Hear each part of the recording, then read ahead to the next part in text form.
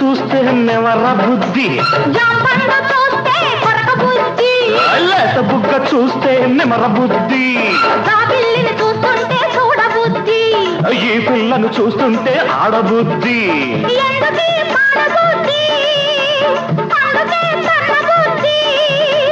బుద్ధి మంచిదే పిల్ల వయసు చెడ్డది, వయసు ముదిరితే పిల్ల పెళ్లి చెడ్డది. బుద్ధి మంచిదే పిల్ల వయసు చెడ్డది, వయసు ముదిరితే పిల్ల పెళ్లి చెడ్డది. మల్లెపూలు, ఎర్రగాజులు,